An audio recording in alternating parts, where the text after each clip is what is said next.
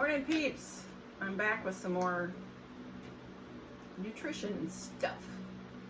I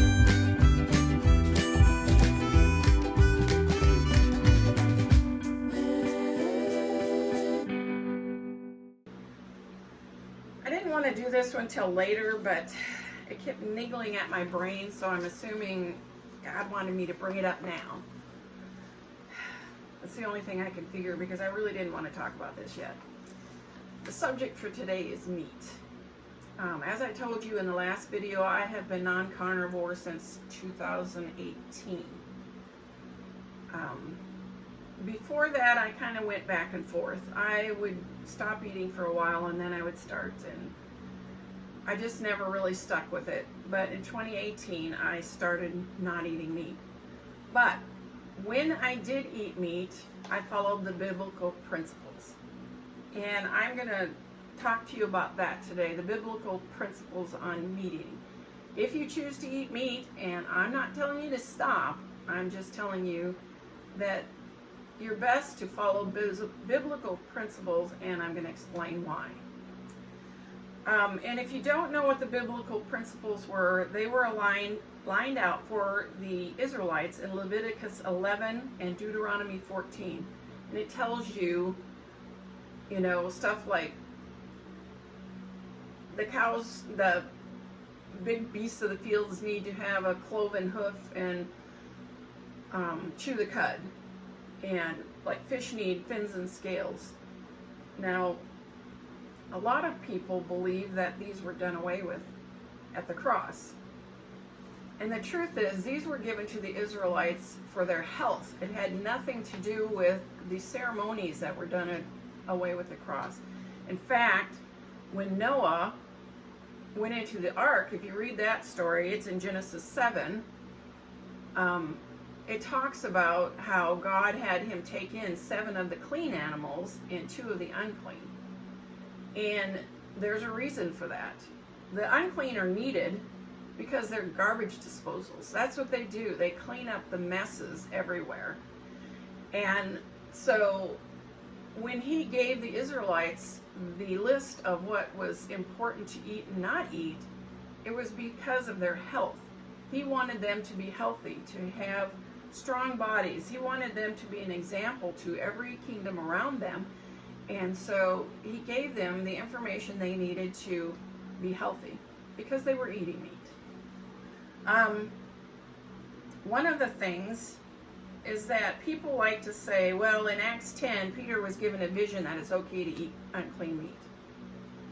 The truth is, when God gave visions, they don't always make sense right off the bat. Like Joseph, he was given a vision about the wheat all bowing down to his wheat, and it didn't make any sense to him until later when he became Pharaoh's right-hand man, that his siblings came and bowed down to him, that he understood. And it was the same with this vision that Peter was given. If you read the whole chapter, it talks later on how God wanted him to go to the Gentiles, who by the Israelites, or the Jews, or whatever you want to call them, were considered unclean. And so this was to show him that he was supposed to be inclusive to the unclean Gentiles. It had nothing to do with really eating meat. So I'm just going to put that out there. I believe personally that if you're going to eat meat, you're better off to follow the biblical principles lined out in Leviticus 11 and Deuteronomy 14 for your health. It has nothing to do with the Israelites, really. It was assigned way before the Israelites. Even Noah knew it when he took the animals into the ark. Now, I was trying to figure out how to explain to you why these animals are considered garbage disposals that people want to eat. And I found this. This is from the internet, and if you want to go look it up, it is on electwellness.com.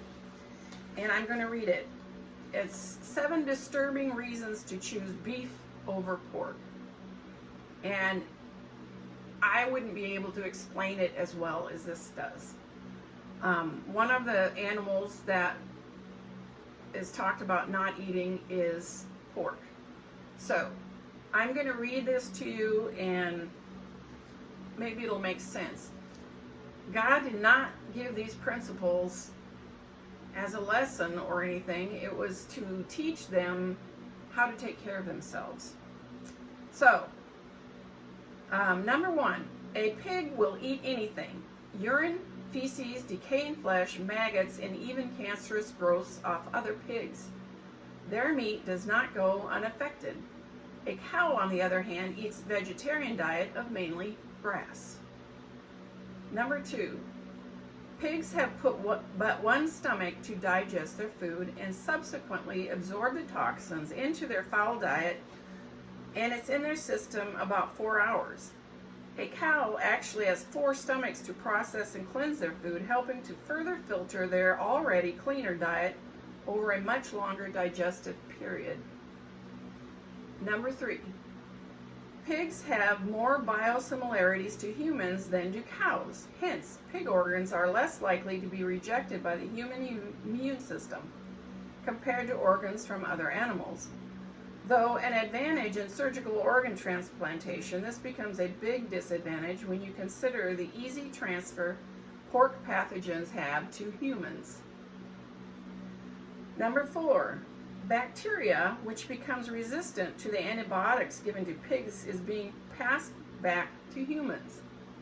For example, Staphylococcus aureus became resistant to tetracyclines and methicillins given to pigs. Now, ST398, an antibiotic-resistant strain of the infection, can now be found in humans. This trend will likely and dangerously continue. Pigs carry over 30 different diseases and 12 parasites, many of which are easily transferred to humans. Of particular note is the trichinae worm, which can instigate trichinosis in humans and all the resulting digestive disorders, gallbladder complications, rheumatism challenges, meningitis, and even muscle sclerosis symptoms. These words are a bit tough for me, so sorry. Number 6, we're on number 6, sorry. Pork has about twice the saturated fat as beef, packing on the calories, crowding out important nutrients from other healthy foods, and contributing to stodgy blood and increased cardiovascular risk. Number 7, consumption of fresh pork can cause not only deadly diseases, but also a variety of acute reactions, including inflammation of the appendix, gallbladder, stomach, and intestines. It can also quickly cause eczema, carbuncles, abscesses.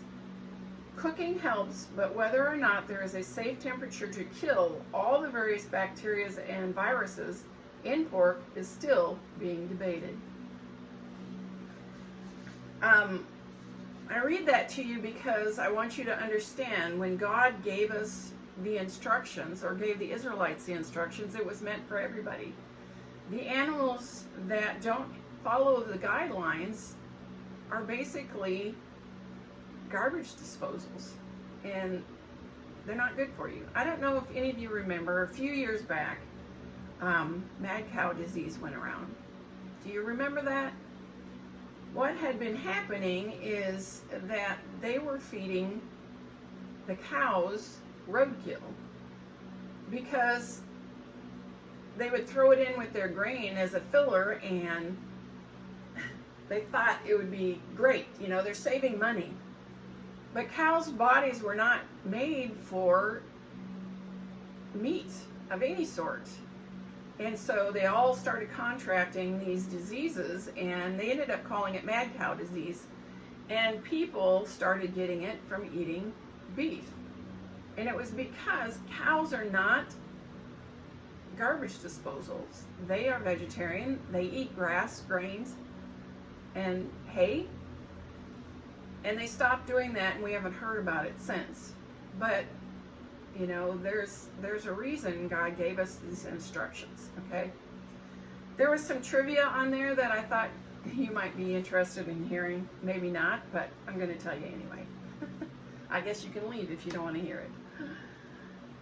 In ancient times, pigs were used as a sewer. They kept them just outside the city and threw all the human waste, which they would happily consume. The eating of pork happens to be forbidden in both Judaism and Islam, because pigs do not chew the cud. Interestingly, thousands of years later, we would learn that this is a common process of digestion in vegetarian and kosher animals, which also helps to prevent toxin absorption in their blood. A National Institute of Health report published in 1943 found 16.2% of the U.S. population of pigs to be infected with the trichinella.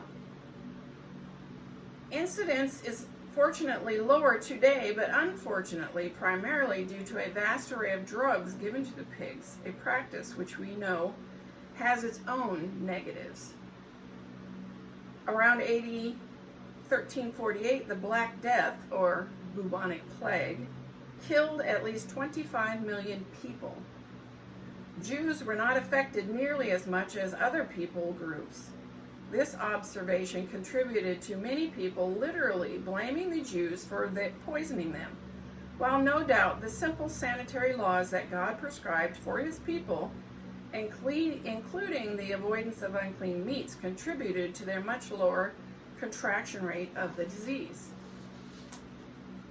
Most people would never eat a dog, a vulture, a hyena, a rat, a raccoon, a horse, or other traditionally unclean meats, yet we readily consume pork because of the economic gain and the subsequent availability and constant marketing. Pork will unfortunately continue to be pushed by the industry and backed by the government because it is such a moneymaker.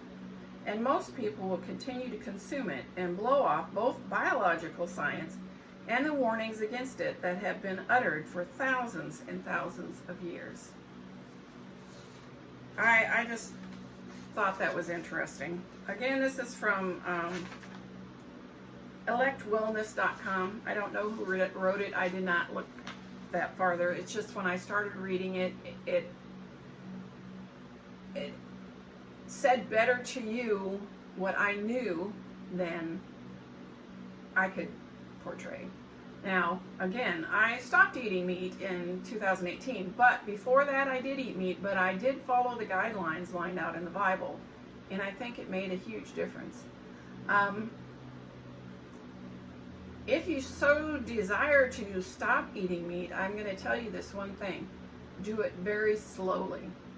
Today, every animal that is produced, especially here in the United States, is injected with antibiotics and steroids. Now, both of those things are good when you need them, but when you consume them in a daily basis, like you are in meat, then you grow an immunity to them. But the worst of it, if you try to go off of it, you're liable to get sick. Number one, you're stopping the antibiotics that have been keeping you well for so long. And number two, steroids, they kind of give you, I want to call them a little bit of an upper. They can help you have a better attitude, I guess. I guess that's how you would say it. They're kind of a little bit of an uplift. So when you stop eating meat, especially if you stop cold turkey, you're going to not feel good. You're going to be depressed. You're going to be sad. And the worst of all, you're going to get sick because you stopped the antibiotics. So if you choose to stop eating meat, please do not do it overnight. Make it an extended period of time. Otherwise, you're going to be sick, you're going to feel like hell, and you're going to think it's because you stopped eating meat, which it is, but not because you stopped eating meat. It's because of the antibiotics and steroids in the meat that you've been eating. So I wanted to leave you with that because, and it's in all of it. It's in your chicken, it's in your turkey, it's in your beef, it's in your pork. All of that is in there. So anytime you go to stop anything like that, You got to be very careful. I just wanted to tell you that. Anyways, I wanted to leave you with this quote by E.G. White. Remember, I told you last time she wrote a book called Counsels on Diets and Foods. And this is what she wrote. In his written word and in the great book of nature, he has revealed the principles of life. It is our work to obtain a knowledge of these principles and by obedience to cooperate with him in restoring health to the body as well as to the soul. I've heard it said by most Christians, you know, we're saved by grace, so we don't need to do anything. And that is true. Nothing that we do is going to save us. Jesus died for us and has already done that. However, to please God, we need to be doing stuff that is pleasing to him. We need to show him that we are his followers, that we care. We need to renew that on a daily basis, renew our relationship with God. And I think it's very important, our health.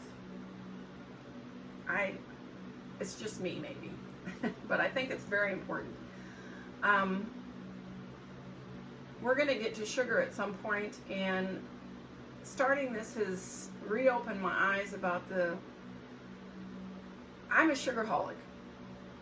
And it's another one of those things that you have to stop slowly, and I've been stopping it slowly, but I can't talk about health without doing something myself.